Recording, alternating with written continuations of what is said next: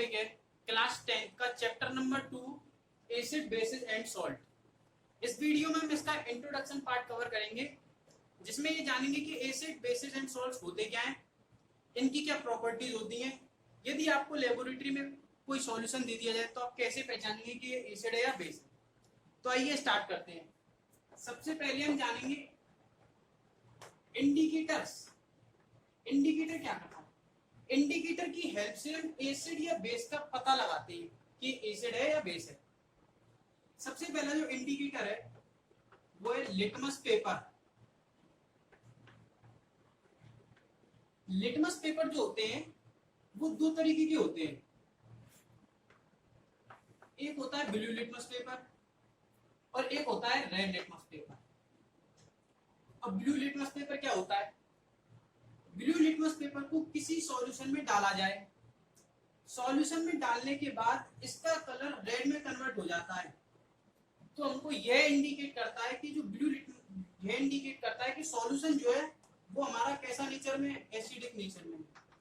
यानी कि blue litmus paper हमको रेड कलर दे दे सॉल्यूशन में डालने के बाद, जो हमारा सॉल्यूशन होगा वो एसिडिक होगा। सेम रेड लिटमस पेपर, यदि रेड लिटमस पेपर को किसी सॉल्यूशन में डालने के बाद ये ब्लू कलर में कन्वर्ट हो जाता है, तो इसका मतलब जो हमारा सॉल्यूशन का जो नेचर है वो बेसिक है, यानी कि सॉल्यूशन होगा हमारा वो बेस होगा। बेसिकली जो हमारा लिटमस पेपर जो इंडिकेटर है वो नेचुरल इंडिकेटर है।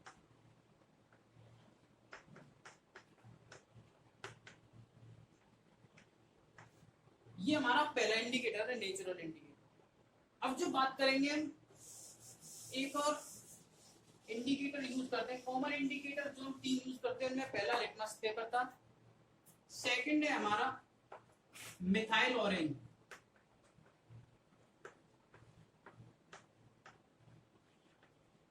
देखिए मिथाइल ऑरेंज का जो नेचुरल कलर होता है वो ऑरेंज होता है, ऑरेंज। इसको यदि किसी सॉल्यूशन में डालने पर यदि हमको और यदि मिथाइल ऑरेंज को किसी सॉल्यूशन में डाला जाए और रेड कलर देता है वो हमको, तो ये इंडिकेट करता है कि वो जो सॉल्यूशन है वो एसिडिक है। यानी कि मिथाइल ऑरेंज यदि रेड कलर दे तो वो सॉल्यूशन एसिडिक होगा। यदि मिथाइल ऑरेंज हमको येलो कलर देता है तो वो सॉल्यूशन जो होगा हमारा बेसिक होगा। ये जो इंडिकेटर है मिथाइल ऑरेंज इंडिकेटर, ये सिंथेटिक इंडिकेटर के अंदर आता है, सिंथेटिक इंडिकेटर। ये तो हमारे इंडिकेटर थे, इनसे हमने एसिड और बेस का पता लगा लिया कि एसिड कैसे पहचाना जाए और बेस कैसे पहचाना जाए। नेक्स्ट इंडिकेटर है हमारा फेनोक्थिलीन।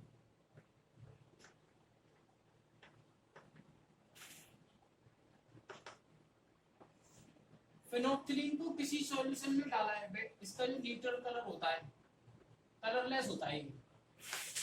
यदि इसको किसी सॉल्यूशन में डाला जाए और ये हमको कलरलेस, यानी इसका कोई कलर चेंज ना हो, तो वो सॉल्यूशन जो होगा हमारा वो एसिडिक होगा। यानी एसिडिक में ये जो फेनोक्थिलीन है वो कलरलेस रहता है। यदि इसी फेनोक्थिलीन को बेसिक सॉल्यूशन में डाला जाए तो इसका जो कलर है वो पिंक हो जाता है। यानी इन तीन इंडिकेटर की हेल्प से हम ये पता कर पाते हैं कि एसिड कौन सा है और बेसिस कौन सा। अब बात करते हैं एसिड की।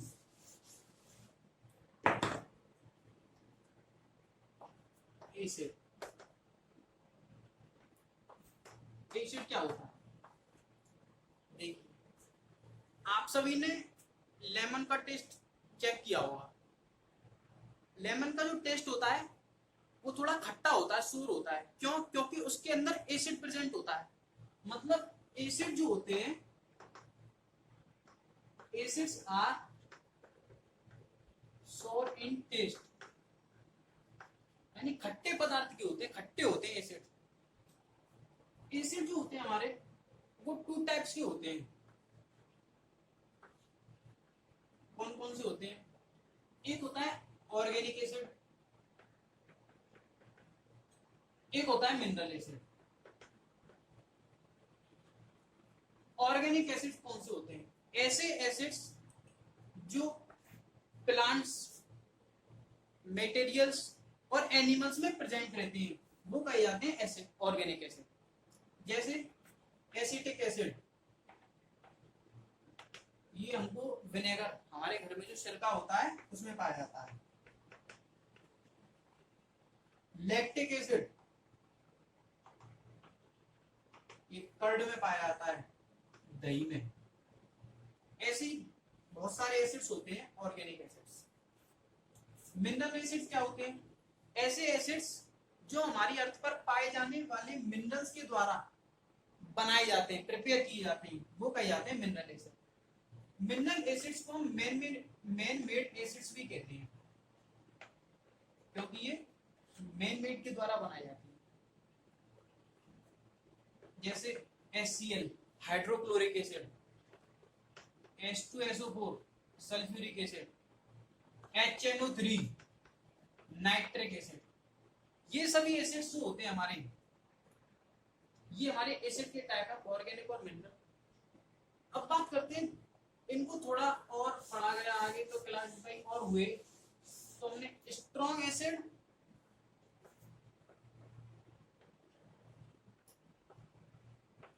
और वीक एसिड,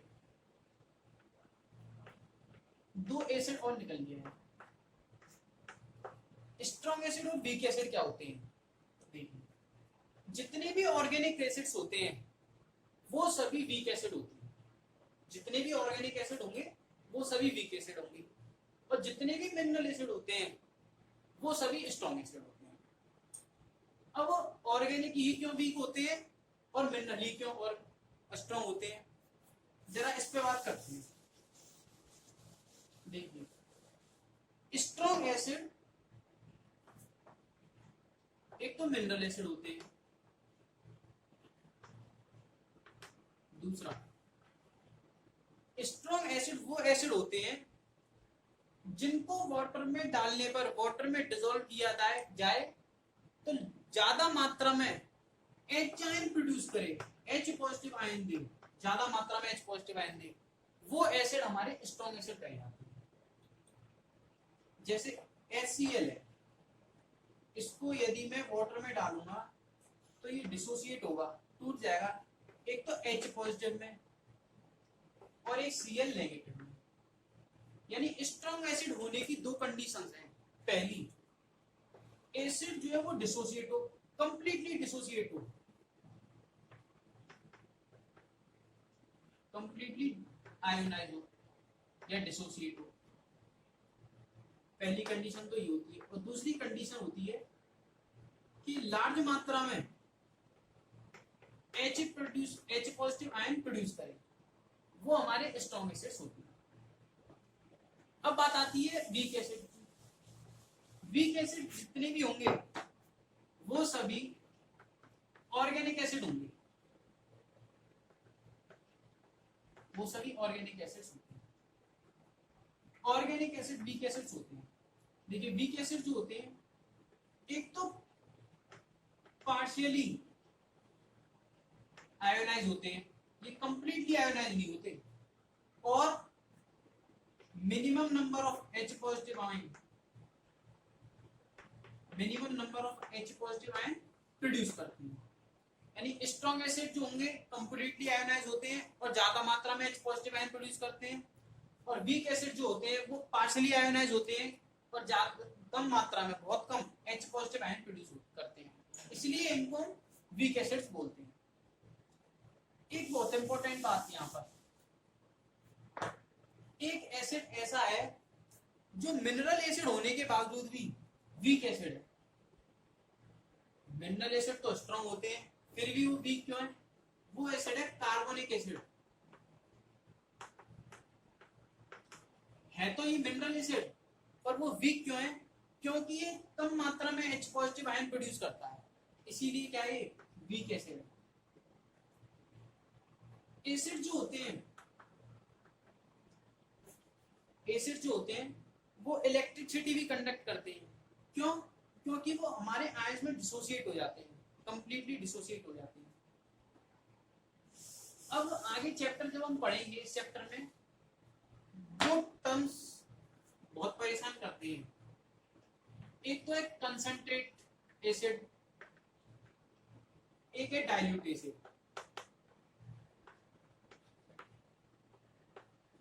कंसंट्रेट एसिड क्या होता है, डाइल्यूट एसिड क्या होता है? कंसंट्रेट एसिड के अंदर क्या होता है? कंसंट्रेट एसिड के अंदर वाटर की जो मात्रा होती है, पानी जो मिलाया जाता है, बहुत ही कम मात्रा में मिलाया जाता है। ऐसे एसिड कहे जाते हैं कंसंट्रेट एसिड। सपोज एक एग्जांपल जिसमें 90% लगभग एसिड होता है एंड 10% वाटर, वो एसिड कंसंट्रेट एसिड होती है। डाइल्यूट एसिड क्या होती है? डाइल्यूट एसिड इसका जस्ट ऑपोजिट होता है, जिसमें वाटर की मात्रा तो बहुत ज्यादा होती है और एसिड की मात्रा बहुत कम है, जिसमें 10% तो लगभग एसिड होगा और 90% होता है वाटर, यानी ये डाइल्यूट एसिड कहे जाते हैं। एसिड्स जो होते हैं वो केमिकली ऑपोजिट होते हैं बेस से। यदि एसिडिटी जब हमने देखा होगा एसिडिटी बनती है ऑयली चीज खाने के बाद, तो हम इनो जैसे बेस का इस्तेमाल करते हैं। क्यों? बेस क्या करते हैं, एसिड्स को केमिकली ऑपोजिट होता है बेस, वो उसको न्यूट्रलाइज कर देता है, जिससे हमारा सॉल्ट बन जाता है। अच्छा, ये थी हमारी एसिड की सारी बात। अब बात करते हैं बेस की। बेस क्या होते हैं? बेस जो होता है, जैसे हमारा एसिड जो है खट्टा होता है टेस्ट में, ऐसे ही बेस जो होता है उसका टेस्ट जो होता है बिटर होता है, कड़वा होता है बहुत। और यदि इसको टच किया जाए बेसिस को, तो ये सूपी होता है बहुत। अच्छा, बेसिस जो होते हैं, बेस जो होते हैं हमारे, ये भी 2 टाइप्स के होते हैं, स्ट्रॉन्ग बेस और वीक बेस। स्ट्रॉन्ग बेस कौन से बेस होते हैं? ऐसे बेस जिनको वाटर में डालने पर ये ज्यादा मात्रा में OH नेगेटिव आयन प्रोड्यूस करे, OH नेगेटिव आयन, ये कहे जाते हैं स्ट्रॉन्ग बेस। ऐसे बेसिस जो हमको OH नेगेटिव आयन तो दे पर वो कम मात्रा में प्रोड्यूस करे वाटर में डालने के बाद, वो कहे जाते हैं वीक बेस। जैसे स्ट्रॉन्ग बेसिस में जो आते हैं हमारे NaOH sodium hydroxide, KOH potassium hydroxide, ये सभी क्या है? Strong bases. वीक बेसिस जो होते हैं हमारे अमोनियम हाइड्रोक्साइड NH4OH,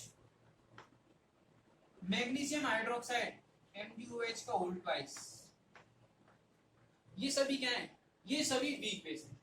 यानी एसिड्स जो होते हैं हमारे वाटर में डालने के बाद H पॉजिटिव आयन देते हैं, और बेसिस जो होते हैं वाटर में डालने के बाद OH नेगेटिव आयन देते हैं। बेसिस जो होते हैं, बेस आर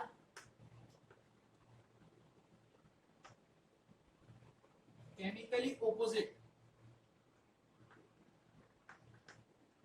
टू एसिड्स। यानी कि जो बेसिस होते हैं वो केमिकली ऑपोजिट होते हैं एसिड के, मतलब एसिड का जो इफेक्ट होता है उसको खत्म करने की क्षमता रखता है बेस। नेक्स्ट प्रॉपर्टी जो है इसकी, बेस वाटर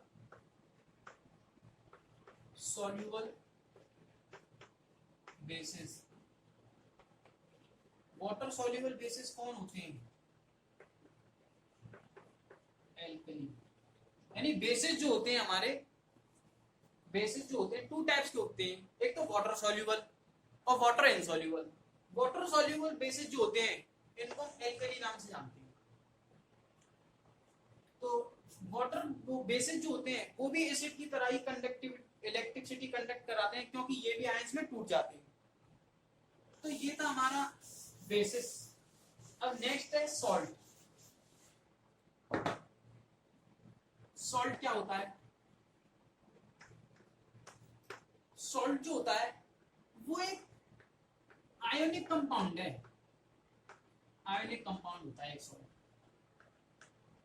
आयनिक कंपाउंड है उसके पास दो चीजें होती हैं, एक तो होता है पॉजिटिवली चार्ज आयन जिसको हम कहते हैं कैटायन, एक होता है नेगेटिवली चार्ज आयन जिसको हम कहते हैं एनायन। सॉल्ट के पास दो चीजें होती है, एक तो कैटायन और एक एनायन, और ये आयनिक कंपाउंड होता है, इनको हम कहते हैं सॉल्ट। जैसे NaCl, NaCl जब ये टूटेगा वाटर में डालने के बाद तो बनेगा Na पॉजिटिव और Cl नेगेटिव, यानी कि इसके पास तो एक कैटायन है और एक एनायन है, इसीलिए क्या है ये सॉल्ट। और सॉल्ट जो मिलता है हमको एसिड और बेसिस के रिएक्शन कराने के बाद मिलता है, क्योंकि बेस जो होता है एसिड के इफेक्ट को खत्म कर देता है और सॉल्ट बना देता है। सॉल्ट को और अच्छी तरह समझते हैं। देखिए जो एसिड है मेरा, एक मैंने कैसे लिया HCl, HCl जो है वाटर में डालने के बाद H पॉजिटिव और Cl नेगेटिव में टूट जाएगा। एक और लिया मैंने, एक सॉल्ट ले लिया NaCl, ये भी वाटर में डालने के बाद Na पॉजिटिव और Cl नेगेटिव में टूट रहा है। भाई कैटायन और एनायन तो इसके पास भी है, ये क्या सॉल्ट नहीं है, यही क्यों सॉल्ट है। तो सॉल्ट की एक कंडीशन होती है, यदि सॉल्ट के पास कैटायन है, होगा ही है क्या, सॉल्ट के पास यदि कैटायन है तो H पॉजिटिव आयन के अलावा, H पॉजिटिव आयन के अलावा दूसरा कैटायन होना चाहिए। यदि सॉल्ट के पास एनायन है तो OH नेगेटिव एनायन के अलावा दूसरा एनायन होना चाहिए, तभी हमारा क्या होगा, सॉल्ट होगा। देखिए HCl है, इसके पास कैटायन जो है H पॉजिटिव है, पर मैंने क्या कहा, कैटायन तो हो पर H पॉजिटिव के अलावा और कोई कैटायन होना चाहिए, तभी वो हमारा क्या होगा, सॉल्ट होगा। NaCl में Na पॉजिटिव कैटायन भी है और एनायन भी है ना, H पॉजिटिव इसमें है नहीं और COH नेगेटिव भी नहीं है, मतलब एक कैटायन जो हो वो H पॉजिटिव के अलावा हो और एनायन जो हो वो OH नेगेटिव के अलावा हो, तो तभी हमारा सॉल्ट होगा। जैसे एक दो एग्जांपल लेते हैं,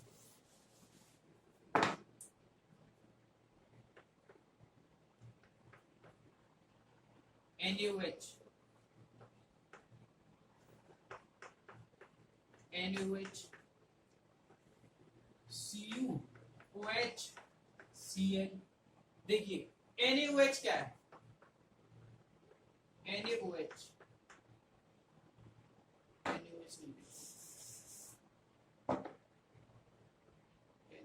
HCl,